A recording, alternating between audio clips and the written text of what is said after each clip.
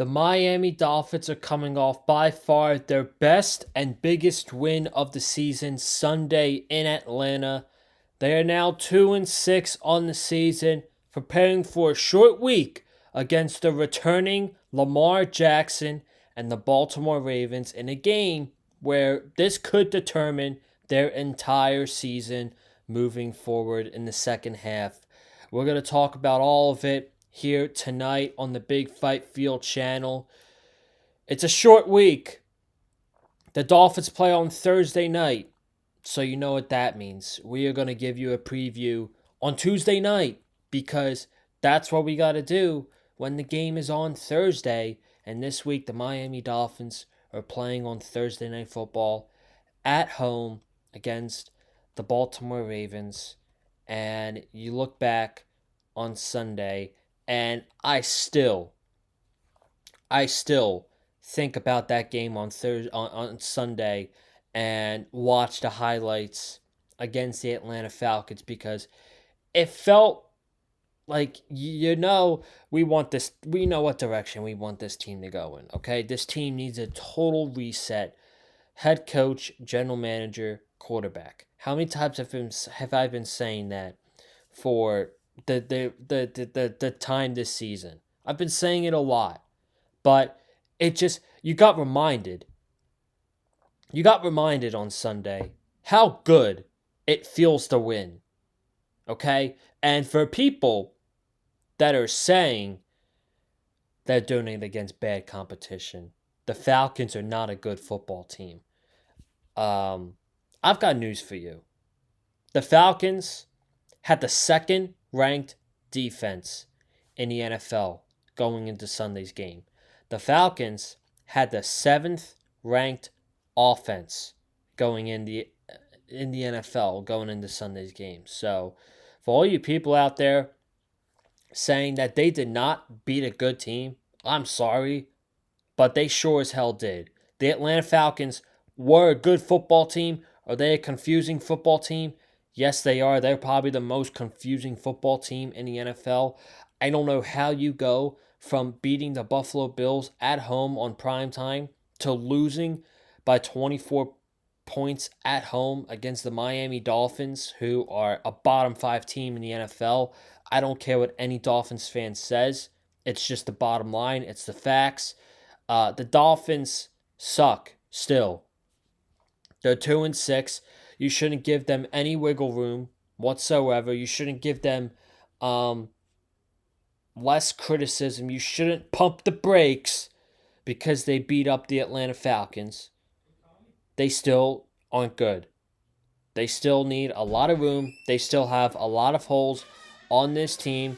And, this game on Thursday is going to determine the way the rest of the year goes. Because we're now hitting the second half of the season. Okay? I feel like this game, you could determine either way. This is either the last game in the first half of the season, or the first game of the second half of the season. Okay? Because you got the trade deadline coming up on Tuesday. And what you do at the trade deadline could result in what happens in this game on Thursday night. So we got a lot to talk about. I appreciate you guys joining me tonight, man. It was a great day on Sunday. I really enjoyed it. It was a fun football game, and it was probably the most fun I've had watching Miami Dolphins football since probably, the Rams game last year. That was a pretty fun night. That was a really good night to be a Dolphins fan. When they went on the road to beat the Rams on Monday Night Football. And we will reference that game in this video, by the way. I will tell you that. We will reference that game on tonight's podcast as a relation to this game. So, I have not had that much fun watching Dolphins football since last year's Monday Night Football game against the Rams when they went on the road and beat the Rams 23-15. That was a fun night to be a Dolphins fan. And Sunday I actually didn't feel embarrassed and pathetic to be a fan of this team. So, uh, thank you to the Dolphins for that. How much longer it's going to last for, I have no earthly idea. Uh, I don't trust this team still. I still don't trust this team. I'm not going to trust this team for the longest time because they are the Dolphins. They have tortured me for 25 years. They have left me nothing but pain and misery. And that's all I will continue to expect from this Dolphins football team. Um, but if you haven't already, be sure to go ahead, check out the post game recap podcast, the Dolphins against the Falcons. It'll be up in the last 20 seconds of the video. It'll be right on your screen. You click on it, it'll take you right to the podcast. But of course, don't do that until you've watched the entirety of this podcast. So, there are some things that came out after the game that I do want to talk about. And it was changes that were made going into the game. And that worked. And why I'm kind of pissed off about it.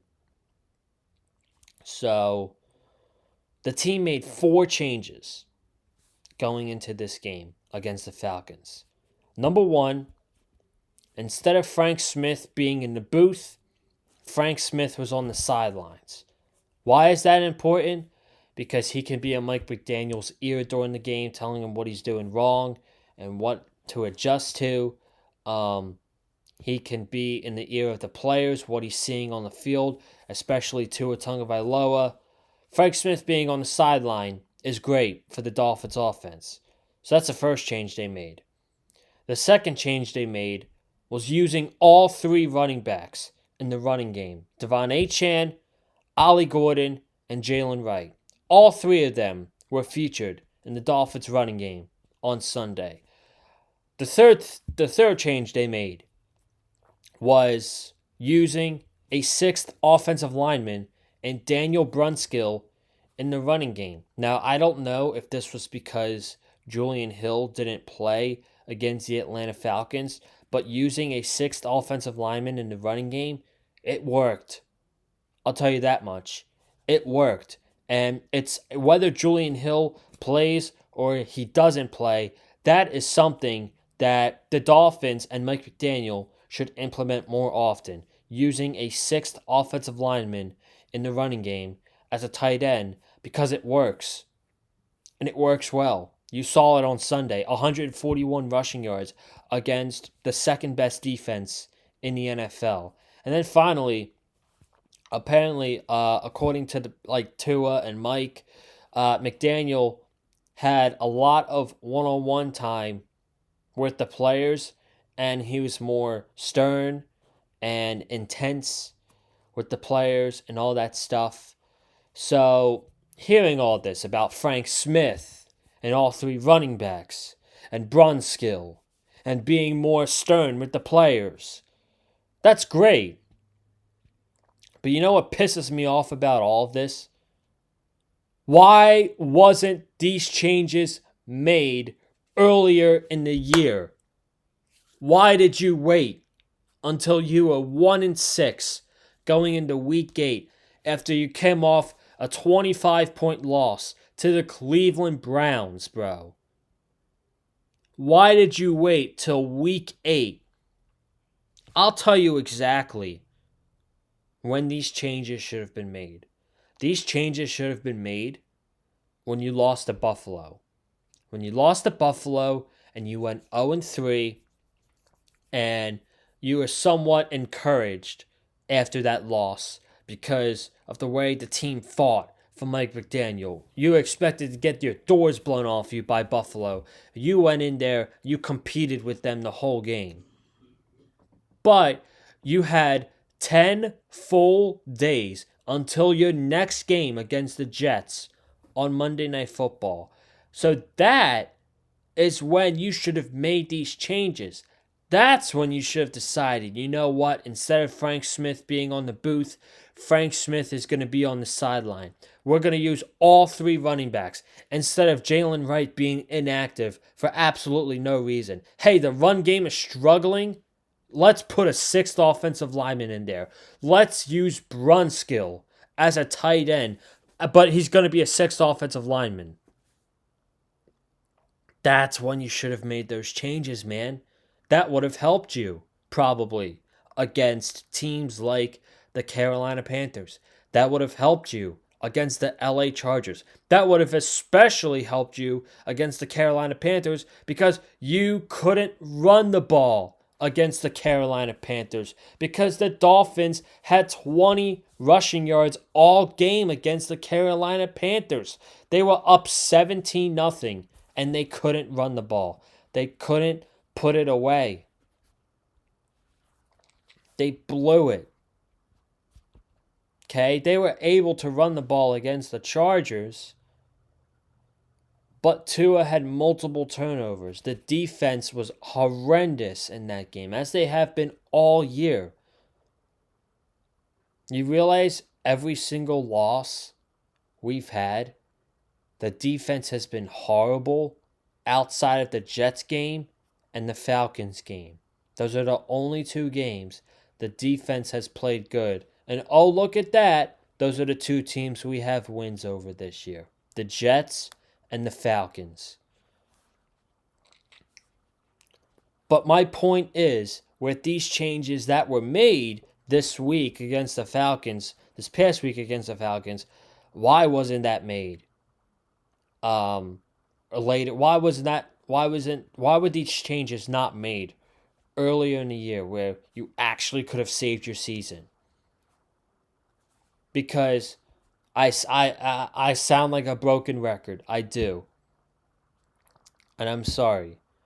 But if you don't blow that 17-0 lead against the Carolina Panthers, and you hold on to that 1-point lead with 40 seconds to go against the Chargers, you are sitting here today at 4-4, and you're right in the mix of things for a wild card spot. But instead, we're sitting here at 2-6 with the Ravens and the Bills in back-to-back games. And the Ravens team that has Lamar Jackson coming back for them this week. So, you might be asking yourself, I say in the intro that this game is going to determine the rest of the season. Are they going to fire someone after this game? That's not what I'm indicating. At this point, Stephen Ross is not going to fire Mike McDaniel and Chris Greer in the middle of the season. I just don't see it happening. If he was going to fire him, he could have fired them after the Carolina game. He could have fired them after the Chargers game. He could have fired them after we lost 31-6 to the fucking Browns. But he didn't. Stephen Ross didn't do that. So at this point, he's going to ride out the year with Chris Greer and Mike McDaniel. And then hopefully, after week 18, they're both gone. But this game's going to determine the rest of the season because the trade deadline is next week. And we are 2-6. And we were in a very familiar spot last year. Last year, we were 2-6 going into a Monday Night Football game against the Los Angeles Rams, with the trade deadline being a day away. The trade deadline was the day after we played the Los Angeles Rams on Monday Night Football. And we were 2-6 going into that game. And the Dolphins went into LA and they won. And they're out. They're 3-6 coming out of that game.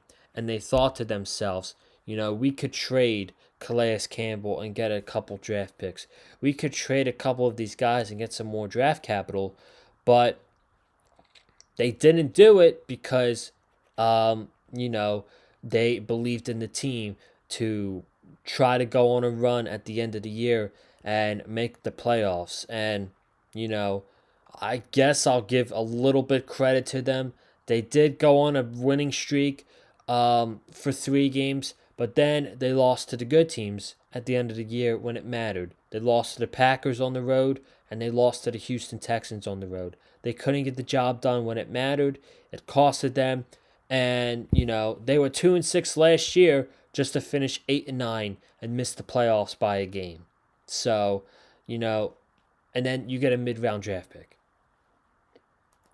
That's the absolute worst case scenario to happen to this team this year.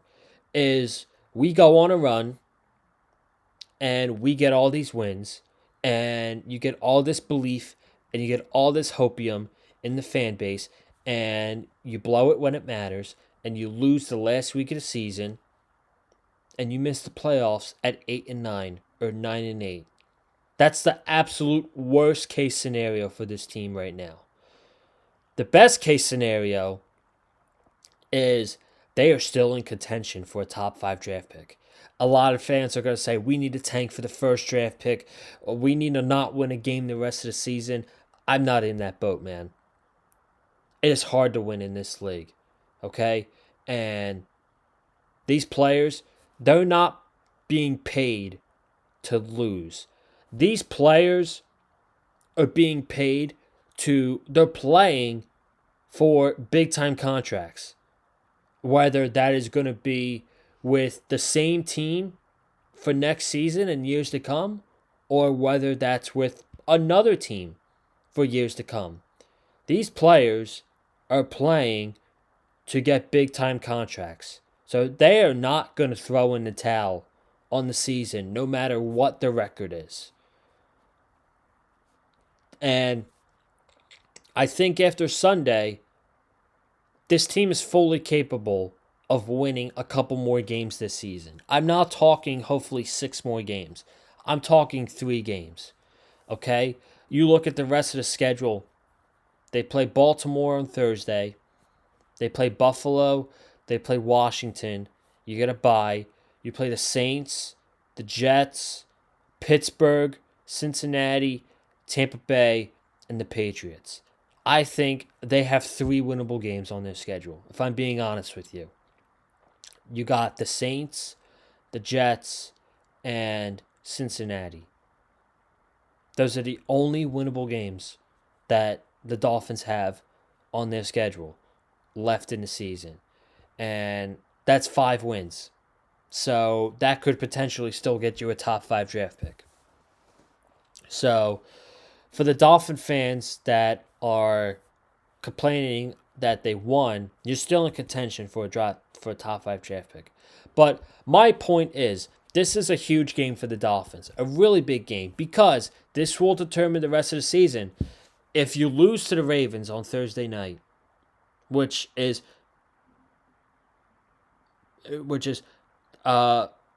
probably the most realistic possibility. The Ravens are favored by 7.5 on the road with Lamar Jackson coming back. That's probably the most realistic possibility for this team, is to lose on Thursday night.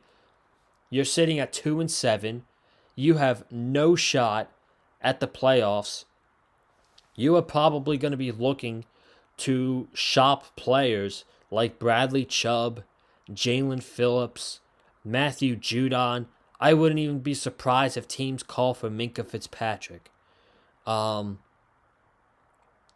what's going to happen if you lose on Thursday night. Now, if you win on Thursday and you're able to beat the Ravens, which I don't think is going to happen, but you beat the Ravens, you're 3-6.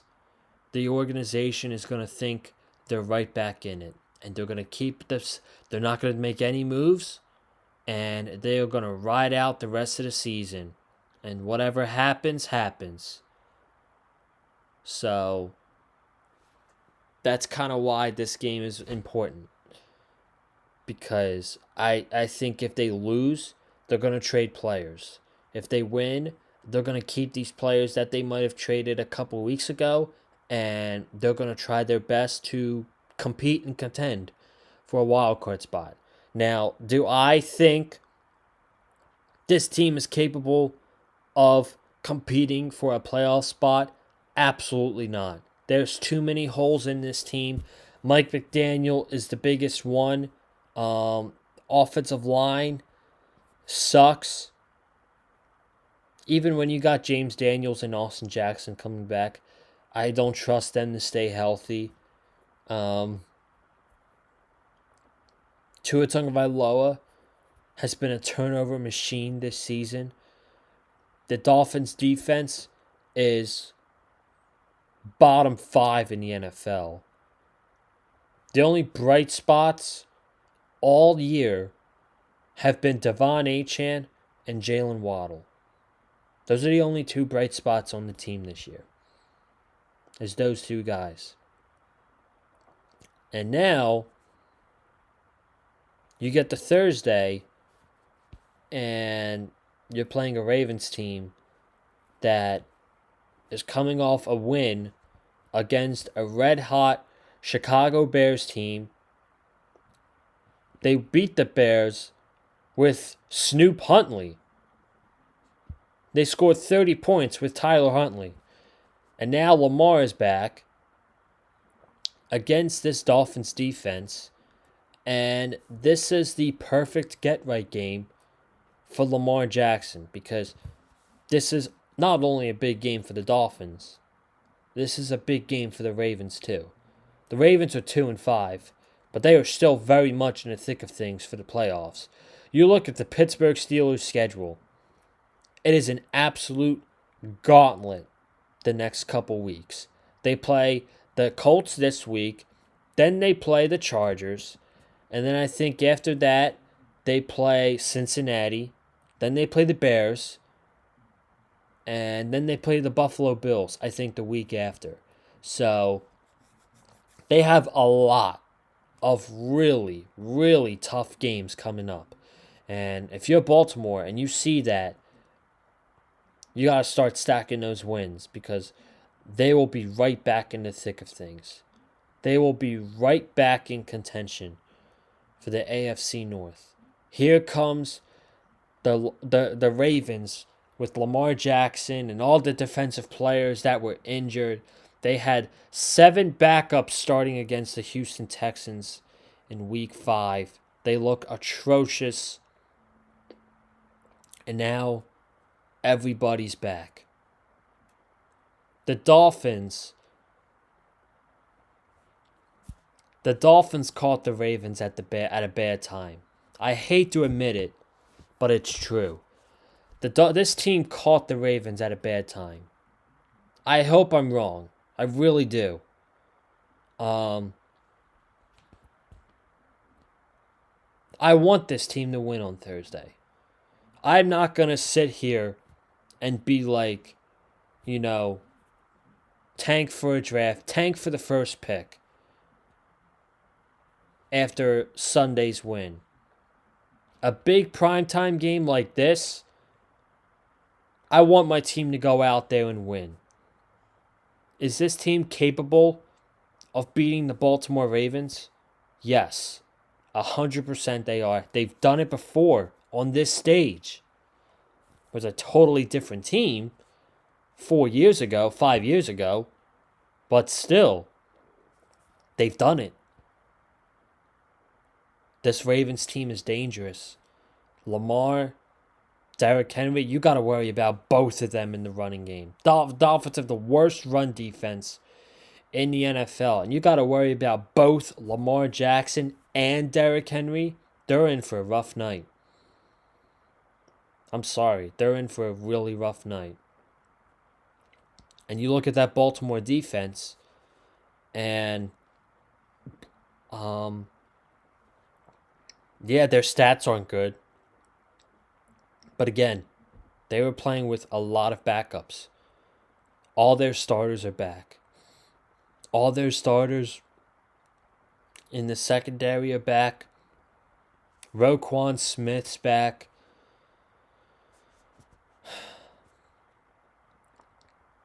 If they're going to beat the Ravens on Thursday, they're going to have to play like they did against the Falcons. They're going to have to play an absolute flawless football game against the Baltimore Ravens, because that's what they did against the Falcons. They played a hell of a game against the Falcons. And if they want to beat the Ravens on Thursday, they got to do the same thing. Running the football, putting less pressure on Tua Tagovailoa, getting the defensive stops that we got against the Atlanta Falcons, stopping the running game. We need this. This is what this team needs to do. 2-6. I don't think they're making the playoffs. I don't think playoffs is even a conversation to be had. But, damn it, I want this team to win on Thursday. I really want this team to win Thursday. Do I think they're going to?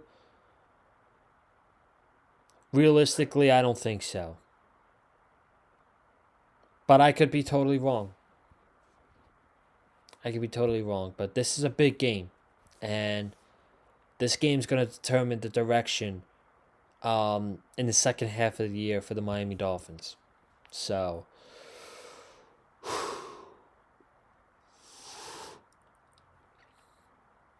that's all I got, guys.